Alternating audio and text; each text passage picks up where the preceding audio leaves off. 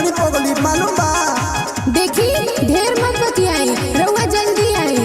हमार बात सुनी, गाड़ी पौले बानी फ्री का तो खूब घूमतानी। हमारे को बात जान ली, दहेजवा में गाड़ी पौला तब काहे देरी कैला।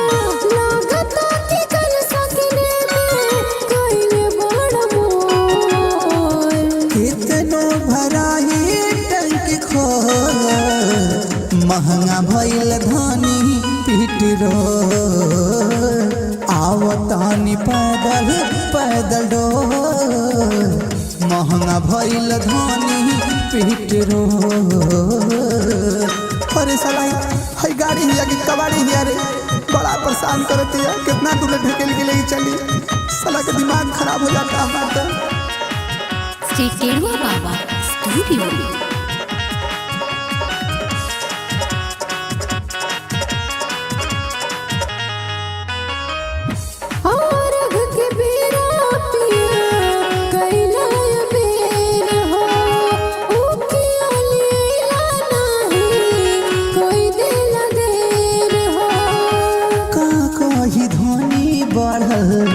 बाटे महंगाई, रुपया बोलाई कैसे सामान किनाई, सामान किनाई।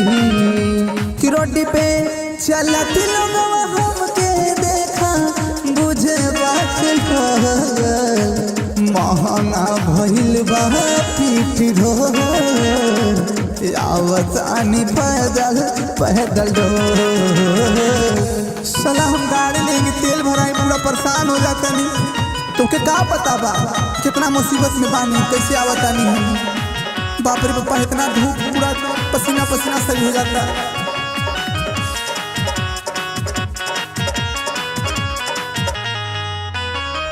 लागता कि छोटी मैया लेवेले परीक्षा, राजश्रिया के मन के पूरा होई इच्छा।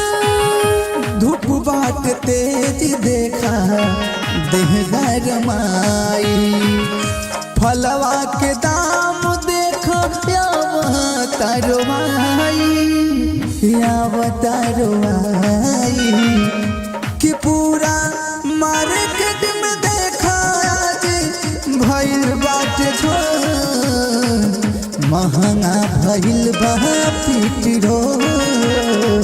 आवतानी पैदल पैदल डोल।